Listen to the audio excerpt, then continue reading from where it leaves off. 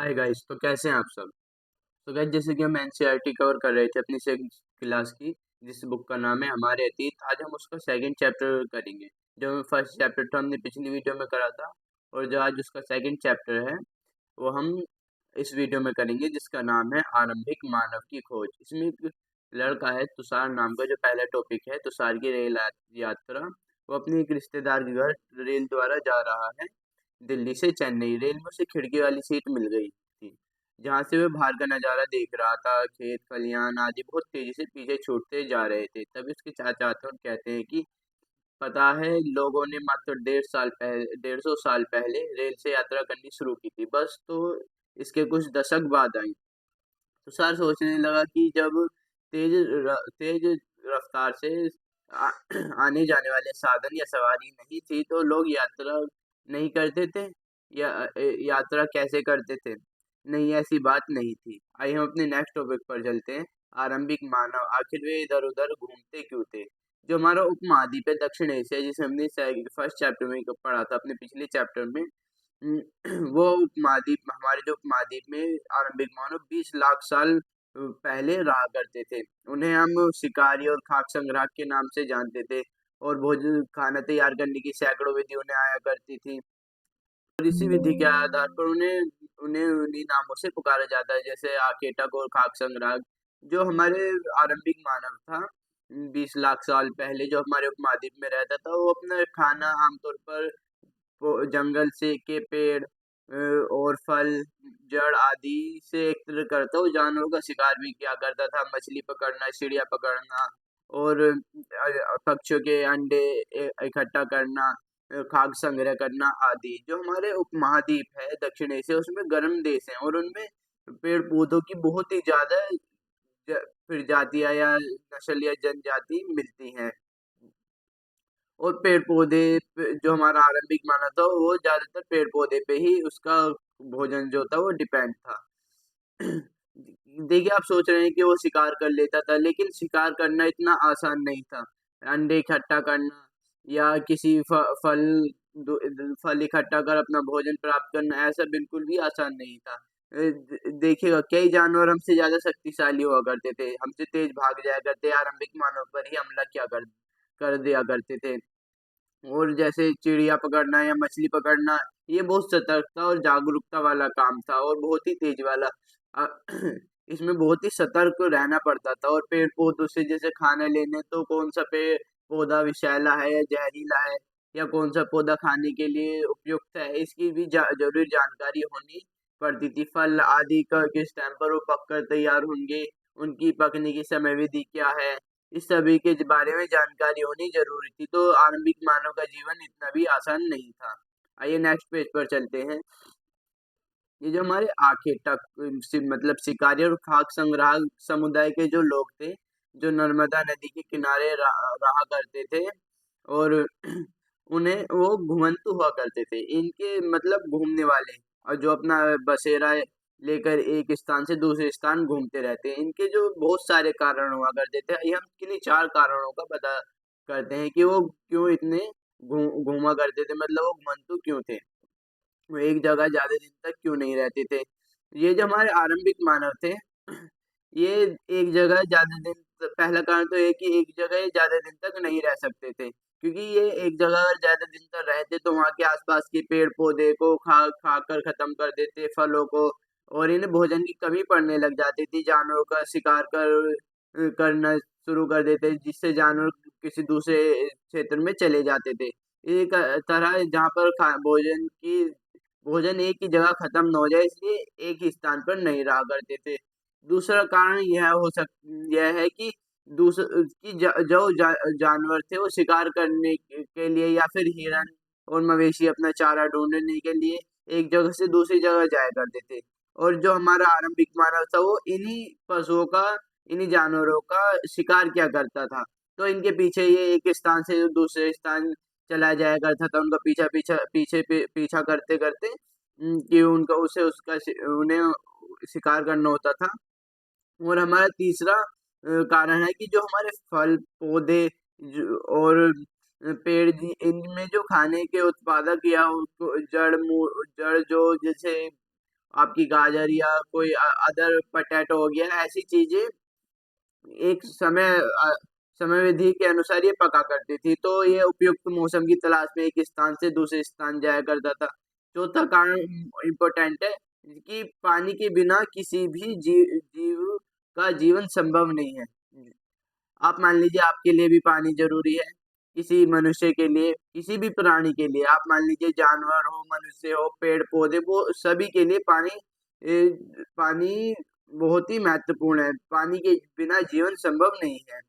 और जो हमारे पानी के जो स्रोत हुआ करते थे उस वक्त हुआ करते थे झील, नहर, तालाब, समुद्र आदि। ये जो छोटे छोटे झील, वो तालाब और छोटी नदियां हो गई, इनमें जो पानी आता था वो बारिश से आया करता था। और बड़ी नदियां, कभी बड़ी झील और बड़ी नदियां नहीं सूखा करती थी, पर ये जो छोटी नदियां, छोटे तालाब हो गए, इनमें पानी जो आया करता था वो बारिश से आया करता था।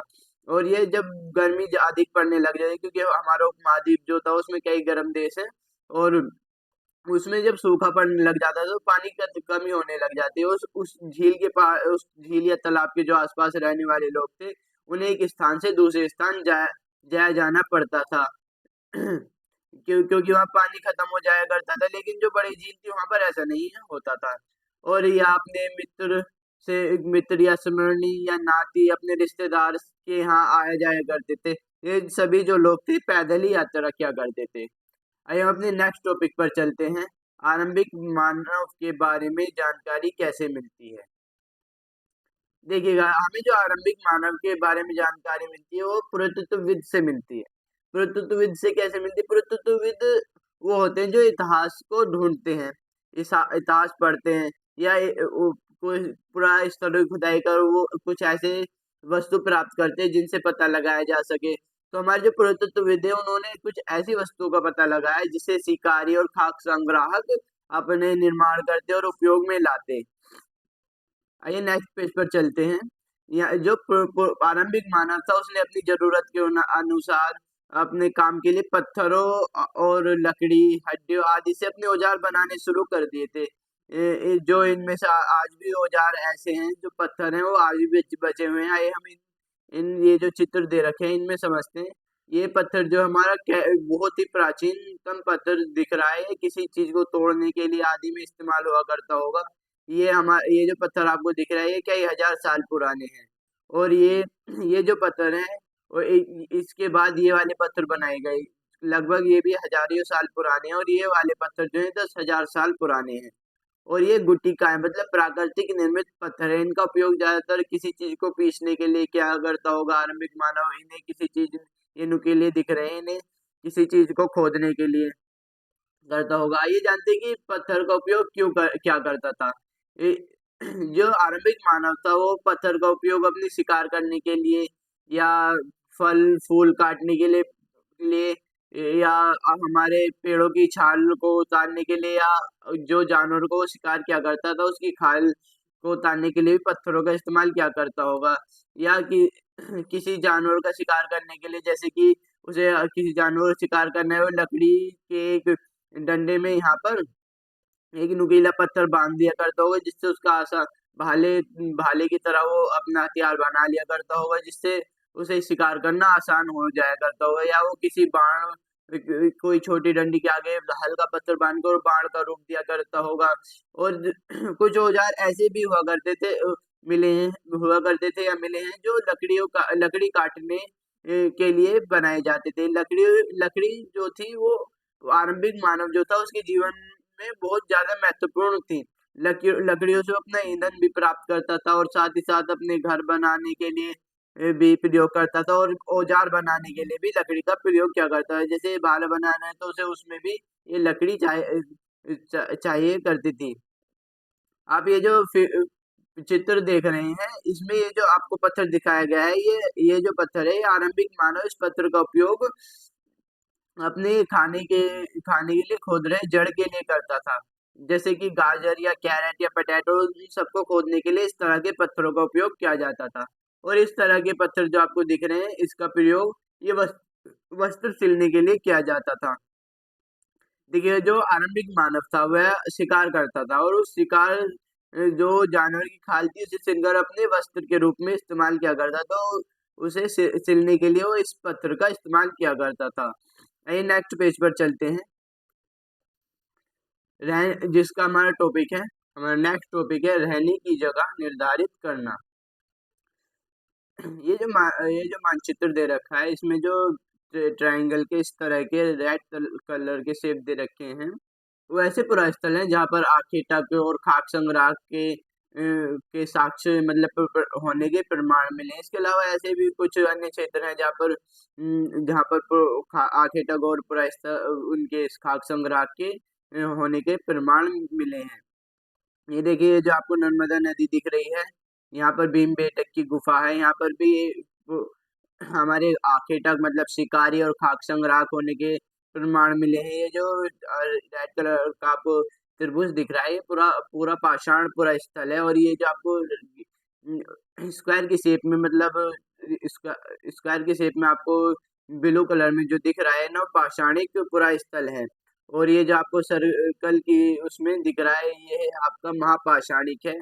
और ये जो आपको ये दिख रहा है पर्पल कलर की शेप में, आरंभिक गांव है। और ये स्टार वाले जो दिख रहा है जिसका नाम मुंबई है, ये आधुनिक नगर है। तो आइए हम अपने नेक्स्ट पेज पर चलते हैं।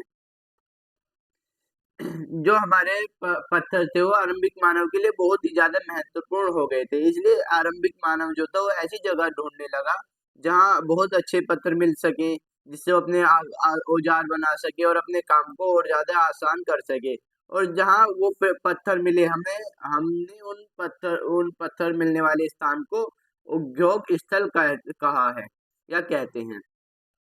ये जो हमारी भीमबेटक है मध्य आधुनिक जो आज आधुनिक मध्य प्रदेश है, यहाँ पर ऐसी गुफाएं मिली हैं जहाँ पर लोग रहा करते थे। इन गुफाओं का इस्तेमाल लोग अपने रहने के लिए क्या करते थे। देखिए जो आरंभिक मानव था उसे प्राकृतिक आपदाओं से बहुत ज्यादा डर लगता था। वो अपने बचने के लिए बारिश, धूप, हवा और आदि चीजों से बचने के लिए वह इन गुफाओं में रहता था, क्योंकि इनमें वो बहुत ज्यादा सेफ रहा करता था।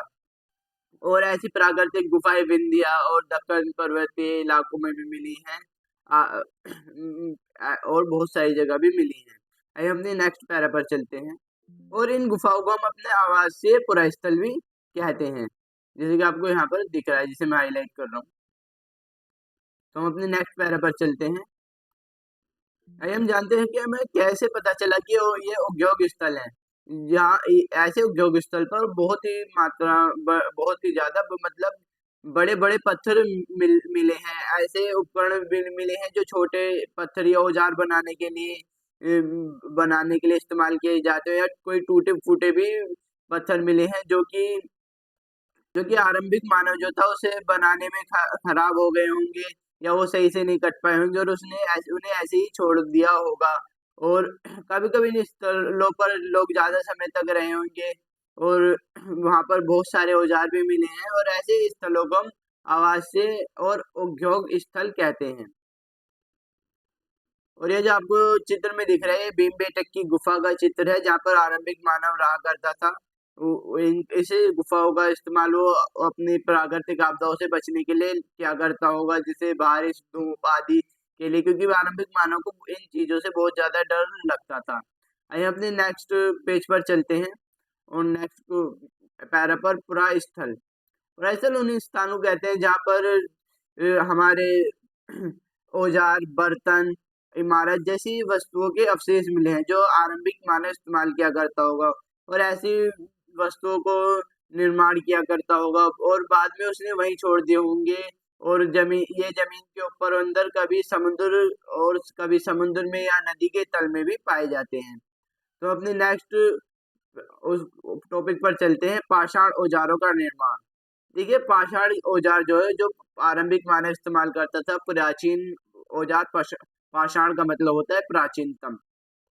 इसका जो इन्हें जो आरंभिक मानव दो तरीके से बनाया करता था। एक तो पत्थर से टकराने पर, यानी वो अपने हाथ में एक पत्थर लिया करता था, जैसे कि ये पत्थर मैं जो आपको दिखा रहा हूँ, जैसे कि आपको ये स्टोन दिख रहा है, इस पर आरंभिक मानव एक स्टोन लिया करता था जिसे वो हथौड़े की तरह इस्तेमाल किया करता था, और उसकी इसे छाट दिया करता था जिससे वो अपने इसे नुकीला बनाना है तो इसे कोई शार्प बना लिया करता था, या उसे जैसे भी अपनी शेप देनी है वो इसी प्रकार दिया करता था इसे अपने औजार बनाने के लिए पत्थरों को। तो हम अपनी नेक्स्ट तरीके की तरफ चलते हैं। दूसरा तरीका था दबाव शल्क तकनीक। दूसरे तरीकों को दबाव शल्क तकनीक कहा जाता है, जिसमें क्रोड मतलब एक पत्थर पर दूसरा पत्थर लगाकर तेजी से दबाया जाता और उसके जो सल्क थे मतलब इसकी जो साइड थी उन्हें छाट दिया जाता था। इसी तरह आरंभिक मानव उसे अपने उपकरण के रूप में इस्तेमाल किया करता था। और एक आपको ये भी दिख रहा है कि इसमें जो आपको दिख रहा है जो विधि है ये पत्थर से पत्थर टकराने के द्वारा बनाया जा रहा औजार है। इसमें आपको दिख रहा है कि जो पत्थर है इसका वो आणविक मानव जो है इसे हथौड़े के रूप में इस्तेमाल कर रहा है और इस पत्थर को आकार दे रहा है ताकि वो अपने इसे औजार के रूप में इस्तेमाल कर सके। आइए हम अपने नेक्स्ट टॉपिक पर चलते हैं, आग की खोज। मानचित्र 2 में हमने कुरनूल गुफा देखी थी। यहाँ पर ऐसे जो हमें राख के अवशेष मिले वो हमें कुरनूल गुफा में मिले। इसका मतलब है कि आरंभिक लोग जो मानव था वहां पर उसने वहां पर आग जलाना सीख गए होंगे। वहां के जो आदमी थे आरंभिक मानव जो थे वहां उसे आग जलाना सीख गए होंगे। वो लोग आग का प्रयोग उजाला करने के लिए, जानवर को दूर भगाने के लिए, अपना खाना बनाने के लिए, मांस को भूनने के लिए, और जब ठंड पड़ा करती तो उसमें गर्मी लेने के लिए भी मतलब ठंड को दूर करने के लिए भी आग का इस्तेमाल किया करते होंगे। तो अपने अब नेक्स्ट टॉपिक की तरफ चलते हैं, बदलती जलवायु। देखिए 12,000 साल पहले जो हमारी दुनिया की जलवायु थी वो बदलने लगी, उसमें बहुत बड़े बदलाव आने लगे और तेजी से गर्मी जो थी वो बढ़ने लग गई थी। इसके परिणाम स्वरूप जो हमारे जो घास के मैदान थे वो बहुत जल्दी से घने मैदानों में बदलने लगे, बहुत तेजी से बढ़ने लगी। अब जो ये हमारे जानवर हुआ करते थे जो जैसे कि बारहसिंगा हो गया और गाय भैंस भेड़ बकरी आदि ये जो जानवर थे घास खाकर जिंदा रहते थे और इनके लिए जो जीवन था वो थोड़ा सा आसान होने लग गया था। और उनकी जो संख्या थी जैसे बारहसिंगा हिरण जो घास खाकर जीवित रहते थे उनकी संख्या बढ़ने लगी थी। और ये जो हमारा आरंभिक मानव था ये इसके जानवरों के पीछा करते शिकार करते उनके पीछे पीछे आया होगा और उनकी खाने की आदत आदि और प्रजनन के समय की जानकारी हासिल करने लगा होगा। हो सकता है जब इसे पूरी इनकी जानकारी हो गई होगी कि उनका खाना पीना प्रजनन की जानकारी आदि होगी तो इसने अपनी जरूरत के अनुसार इन्हें पालतू बनाना शुरू कर दिया होगा। और ये जो काल था जब हमारी जलवायु बदलने लगी थी इसमें जो मछली थी ये भोजन का बहुत ही महत्वपूर्ण स्रोत बन गई थी। आइए हम नेक्स्ट पैरा पर चलते हैं। इसमें उपमहाद्वीप के जो विभिन्न विभिन्न इलाके में गेहूं और जो और धान की जो फसलें थी वो प्राकृतिक रूप से उगने लगी थी। तो शायद उस टाइम के जो आरंभिक मानव था उसने जो ये गेहूं आदि चीजों को इकट्ठा करना और बटोरना शुरू कर दिया होगा। और उन्हें इकट्ठा करना शुरू कर दिया होगा। आइए इसे जो हमारे बुक्स दे रखा है इसे और थोड़ा समझ लेते हैं। नाम और तिथियां। हम जिस काल के बारे में पढ़ रहे हैं पुरातत्वविद ने इसका नाम जो था पूरा पाषाण काल रखा और ये दो शब्द से बना है जिसका मतलब पूरा का यानी प्राचीन और पाषाण का पत्थर मतलब प्राचीन पत्थर। और यह नाम पुरा स्थल से प्राप्त पत्थरों के द्वारा ही पड़ा है। ये जो काल है इसके तीन पार्ट थे मतलब तीन भागों में इसे बांटा गया। एक तो था आरंभिक, मध्य और नव मतलब उत्तर उत्तर पाषाण काल। एक तो हो गया हमारा आरंभिक पाषाण, आरंभिक पूरा पाषाण, एक मध्य पूरा पाषाण, एक उत्तर पूरा पाषाण काल। और मानव की जो इतिहास की 99% जो कहानी है ये इसी युग में हुई थी। और जिस काल में को हम पर्यावरण बदलते हैं उसे मेसोलिथिक यानी मध्य पाषाण कहते हैं, जहाँ जलवायु बदली थी और बदली थी और पर्यावरण बदलने लगा था उसे मध्य पाषाण काल कहते हैं। इसका जो समय है वो लगभग 12,000 साल से लेकर 10,000 साल पहले तक माना जाता है।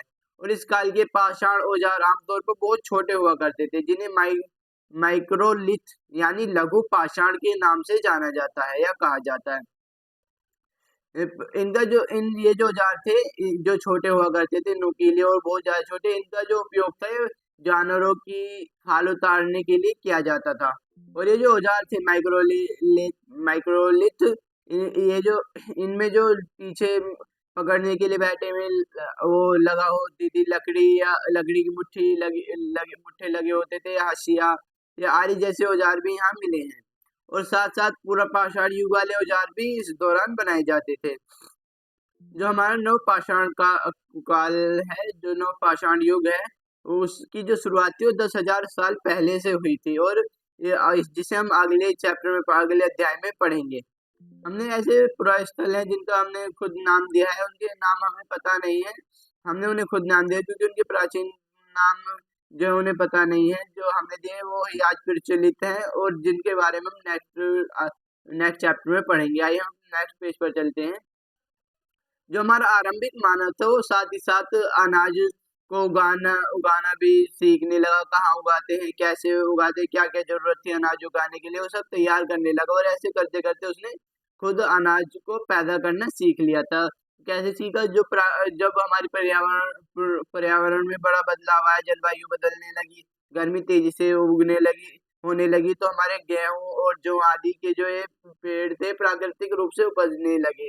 और साथ ही जो आरंभिक मानव थे उन्होंने इन्हें इकट्ठा कर लिया, और इनके इनके साथ ही साथ इन्हें सीखने लगे कि कैसे उगते हैं, कहाँ उगते हैं, और इन्हें खुद से अनाज पैदा करने लगे। आइए अपने नेक्स्ट टॉपिक पर चलते हैं। शैल चित्रकला, इनसे हमें क्या पता चलता है? जैसे कि हमने पहले पढ़ा कि पिछले पेज पर ही पढ़कर आए हैं, पिछले टॉपिक पर, कि भीम बेटक की जो गुफाएं थी आधुनिक मध्य प्रदेश में जो अब है, वो उसमें आरंभिक मानव जो था वो रहा करता था। तो उसने उन जो गुफा थी उन पर चित्रकारी करनी भी सीख ली थी, जिन्हें हम शैल चित्रकला कहते हैं। और वो बहुत ही सुंदर तरीके से क्या करता था, जिसमें जैसे कि उदाहरण में दक्षिण मध्य प्रदेश के अलावा दक्षिण उत्तर प्रदेश की गुफाओं से भी ऐसे चित्र मिलते हैं, जिसमें वो जंगली जानवर को की बड़ी कुशलता से सजीव चित्र बनाया हुआ है। आइए हम नेक्स्ट टॉपिक पर चलते हैं। कौन क्या करता था? जैसे कि हमने पहले पढ़ा था कि जो आरंभिक मानव था वो शिकार करता था, फल फूल और जड़ पेड़ पौधे आदि से अपना भोजन इकट्ठा करता था, और पत्थरों के औजार बनाया करता था, जिससे उसे अपने काम करने में आसानी मिलती थी, और गुफाओं में चित्र भी बनाया करता था। क्या हमने ऐसा कहीं पढ़ा कि जो औजार था वो आदमी पुरुष बनाया करते थे, और जो चित्र थे वो स्त्री, या जो औजार थे वो स्त्री बनाया करती, या स्त्री शिकार करती थी, पुरुष शिकार नहीं करता? वास्तव में ऐसी कोई भी जानकारी जिससे पता चले कि स्त्री शिकार करती थी या पुरुष शिकार करते थे हमें ज्ञात नहीं हुई, लेकिन हम दोनों बातें हो सकती हैं, दोनों को मानकर चलते हैं कि वास्तव में महिला और पुरुष दोनों ही मिलकर एक साथ काम किया करते होंगे। यह भी संभव है कि कुछ तरीके काम महिला ही क्या करते होंगे और केवल कुछ पुरुष करते होंगे। और इसके अलावा अलग अलग जो हमारा उपमहाद्वीप है उसके अलग अलग क्षेत्र में, अलग अलग हिस्से में अलग अलग परंपराएं भी हैं जो आज भी प्रचलित है। आइए हम अपना नेक्स्ट टॉपिक पढ़ते हैं। भारत में शुतुरमुर्ग, जो भारत में शुतुरमुर्ग थे वो पूरा पाषाण युग के दौरान पाए जाते हैं। जो महाराष्ट्र के पटनेपुरा स्थल है वहां पर शुतुरमुर्ग के अंडे के अवशेष मिले हैं, जिनके छिलके हैं शुतुरमुर्ग के अंडे के, उन पर चित्रकारी भी की गई है, और उनके अंडों से मनके भी बनाए गए हैं आदि, जो हमें वो मिले हैं महाराष्ट्र के पटनेपुरा स्थल से मिले हैं। आइए अपने नेक्स्ट टॉपिक की तरफ चलते हैं। भूसंगी का सूक्ष्म निरीक्षण।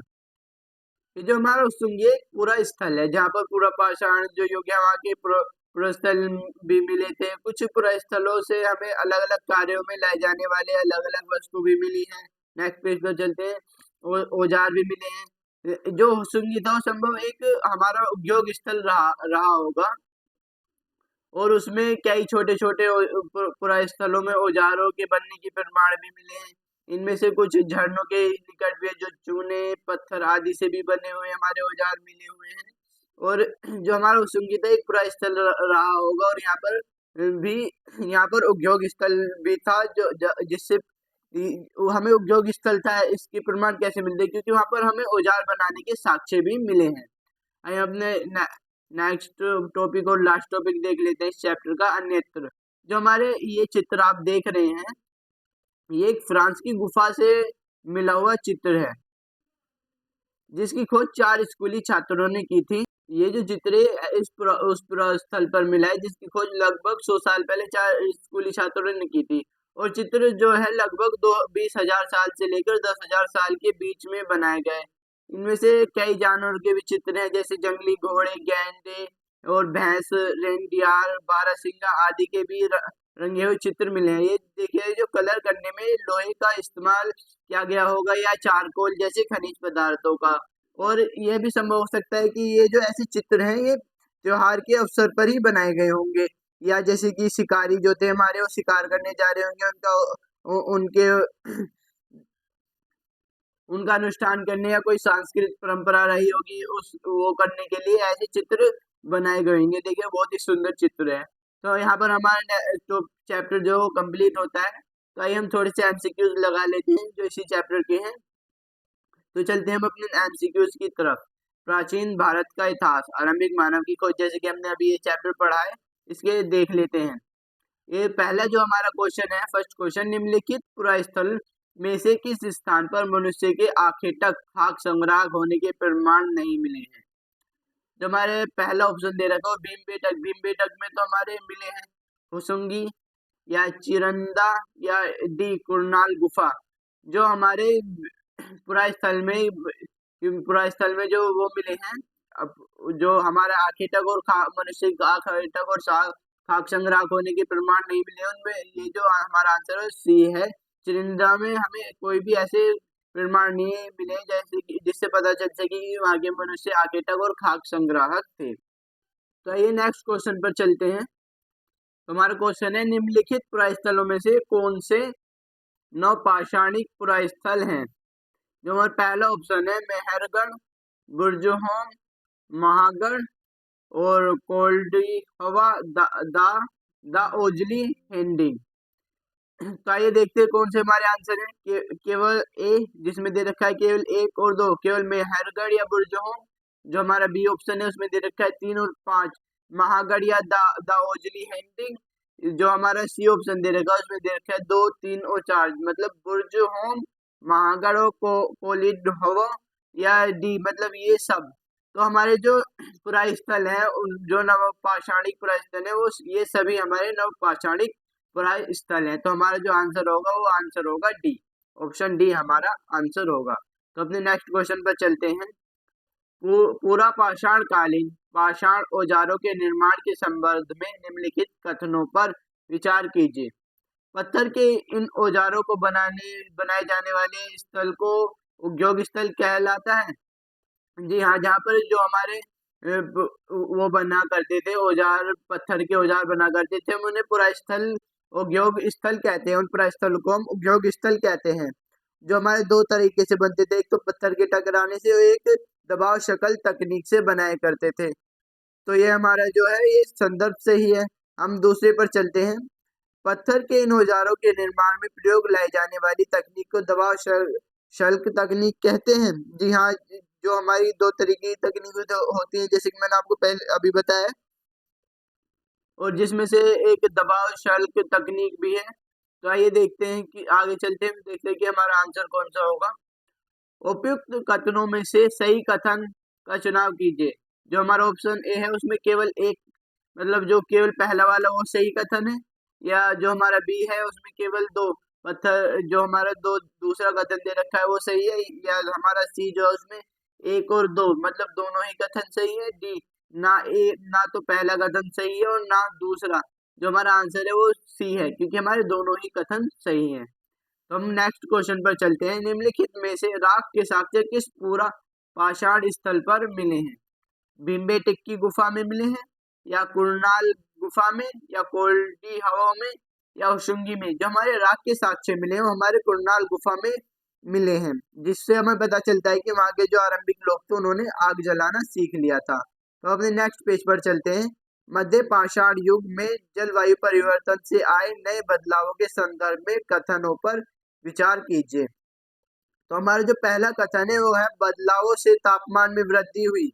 जी हाँ, जो और घास के मैदान विकसित होने लगे। जो हमारे जलवायु परिवर्तन हुआ था 12,000 साल पहले, उससे हमारे जो थे वो गर्मी बढ़ने लगी थी, और जिससे घास के मैदान विकसित होने लगे थे, उनकी जो वृद्धि वृद्धि होने लगी, तो उनका क्षेत्र बढ़ने लगा था, और इन पे जो घास खाकर जो जीवित रहते थे, उन पशुओं का जीवन थोड़ा सा आसान होने लगा था, और उनका वो जो था, उनकी मात्रा बढ़ने लगी थी। तो अपने नेक्स्ट कथन पर चलते हैं।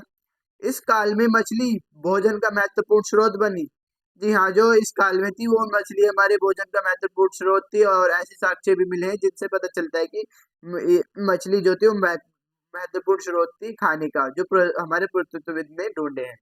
तो हमारा तीसरा था गेहूं, जो धान जैसे अनाज प्राकृतिक रूप से उगने लगे थे। जी हाँ, जो हमारे गेहूं थे, जौ थे, धान जैसे हमारे प्राकृतिक जो अनाज थे वो प्राकृतिक रूप से उगने लगे थे, और जो हमारा आरंभिक मानव था उसने उन्हें इकट्ठा करना, बटोरना बटोरना शुरू कर दिया था, और उनके बारे में जानकारी हासिल करने लगा था कि वो कैसे उगते हैं, क्या कहाँ उग सकते हैं, क्या क्या जरूरत इसे उगाने में पड़ती है, और इसी तरह उसने अनाज उगाना भी सीख लिया था। तो अपने ऑप्शन पर देखते हैं कि कौन सा ऑप्शन सही है। केवल एक, जो हमारे ए ऑप्शन दे रखा है, तो कथनों में से कौन से कथन सही है। केवल जो हमारे ए ऑप्शन है वो केवल एक, या बी क्वेश्चन केवल दो, या सी एक और दो, या डी के सभी कथन एक, दो और तीन। जी हाँ, जो हमारे तीनों कथन वो सही हैं। तो हमारा ऑप्शन आंसर जो है ऑप्शन डी है। तो हम अपने नेक्स्ट क्वेश्चन 6 पर चलते हैं। मानव सभ्यता के आरंभिक काल, जो प्रागैतिहासिक काल है, और सुविधा अनुसार हमने 3 भागों में बांटा है। जी हाँ, निम्नलिखित में से कौन सा उन तीनों में नहीं आता। जो हमने बांटा है वो हमने बांटा है पूरा पाषाण काल, और एक मध्य पाषाण काल, और एक नव पाषाण काल। पूरा मतलब प्राचीन, मतलब पाषाण मतलब प्राचीन पत्थरों वाला काल, मध्य मतलब बीच का, जो बीच में आता है उसका पाषाण, बीच वाला पत्थर वाला काल, और नव मतलब उत्तर उत्तर पाषाण काल, और जो हमारा डी है हमने वो प्रागैतिहासिक काल में हमने नहीं बांटा। तो हमारा जो आंसर है वो ऑप्शन डी है। तो अपने नेक्स्ट पेज पर चलते हैं, मतलब नेक्स्ट क्वेश्चन पर। क्वेश्चन नंबर 7, निम्नलिखित में से कौन से प्रायस्थल को हम प्रागैतिहासिक शैल चित्रकला के लिए जाना जाता है। जो इसमें हमारे ऑप्शन दे रखे हैं वो ए मतलब अमरावती, या बी भीमबेटक, या बाघ की गुफाएं, या अजंता की गुफा। जो हमारा जो पुराय स्थल है प्रागैतिहासिक और शैल चित्रकला के लिए भीमबेटक जाना जाता है, जो आज आधुनिक मध्य प्रदेश में स्थित है। तो हमारा जो आंसर है ऑप्शन बी है। तो हम नेक्स्ट पेज पर, नेक्स्ट क्वेश्चन पर चलते हैं। क्वेश्चन नंबर 8, सूची 1 को सूची 2 से सम्मिलित कीजिए। सूची के नीचे दिए गए कूटों का प्रयोग कर सही उत्तर चुनिए। जो हमारा पूरा पाषाण काल है वो कब से कब शुरू हुआ। उसकी शुरुआत 1,000 वर्ष पूर्व हुई थी, या 20 लाख वर्ष पूर्व से लेकर 12,000 वर्ष पूर्व, या 12,000 वर्ष पूर्व से लेकर 10,000 वर्ष पूर्व, या 2,500 वर्ष पूर्व से लेकर 1,900 वर्ष पूर्व हुई थी। जो हमारा पूरा पाषाण काल है उसकी जो शुरुआत हुई थी हमारी, वो हुई थी, वो 20 लाख वर्ष पूर्व से लेकर 12,000 वर्ष पूर्व तक हुई थी, पूरा पाषाण काल की। तो अपने अब मध्य पाषाण काल पर चलते हैं। मध्य पाषाण काल की 10,000 वर्ष पूर्व हुई थी, या 12,000 वर्ष पूर्व से लेकर 10,000 वर्ष पूर्व तक, या 2,000 वर्ष पूर्व से लेकर 2,500 वर्ष पूर्व से लेकर 1,900 वर्ष पूर्व तक हुई थी। जो हमारा मध्य पाषाण काल है उसकी जो शुरुआत थी हमारी 12,000 वर्ष पूर्व से लेकर 10,000 वर्ष पूर्व तक हुई थी। और जो हमारा महापाषाण काल है इसकी शुरुआत कब से कब तक हुई थी। जो हमारा महापाषाण काल है उसकी शुरुआत 2,500 वर्ष पूर्व से लेकर 1,900 वर्ष पूर्व तक हुई थी। तो हमारा ऑप्शन ये सी जो है वो फोर्थ से सम्मिलित है, और हमारा उत्तर पाषाण काल की शुरुआत 10,000 वर्ष पूर्व तक हुई थी। आइए देख लेते हैं कि हमारा कौन सा ऑप्शन सही है। जो हमारा ऑप्शन ए है उसमें ए को हमने ए को 2 से दे रखा है, बी को 3 से, सी को 4 से, डी को 1 से। जो हमारा ऑप्शन बी है उसमें ए को जो सम्मिलित कर रखा है वो 3 से कर रखा है, बी को 2 से, सी को 4 से, डी को 1 से। और हमारा ये जो ऑप्शन सी है इसको हमने ऑप्शन ए, ए हमारे ए जो हमने 2 से सम्मिलित कर रखा है, बी जो हमारा वो हमने 4 से सम्मिलित कर रखा है, सी जो है वो यहाँ पर ऑप्शन में 3 से सम्मिलित किया गया है। डी जो है वो ऑप्शन डी जो हमारे 1 से सम्मिलित किया गया है, या ऑप्शन डी जो है इसमें ए को 2 से सम्मिलित किया गया है, बी को 4 से सम्मिलित किया गया है, सी को 1 से सम्मिलित किया गया है और डी को 3 से। जो हमारा आंसर है वो हमने हमने जो ए को है वो 2 से सम्मिलित कर रखा है। तो हमारा कौन सा ऑप्शन सही हो सकता है? ए भी हो सकता है, सी भी और डी भी। ताकि हम नेक्स्ट आगे चलते हैं। जो हमारा बी है हमने किससे सम्मिलित कर रखा है? बी को हमने 3 से कर रखा है। तो हमारा ऑप्शन कौन सा होगा? तो हमारा 3 जो दे रखा है ये ऑप्शन ए में दे रखा है, और हमने सी को जो है हमने 4 में कर रखा है। तो हमारा सी बी ऑप्शन ए में दे रखा है, और डी को जो हमने 1 से कर रखा है, तो हमारा डी भी ऑप्शन ए में दे रखा है। तो हमारा जो आंसर होगा वो हमारा ऑप्शन ए होगा। तो नेक्स्ट क्वेश्चन पर चलते हैं। निम्नलिखित पर विचार कीजिए।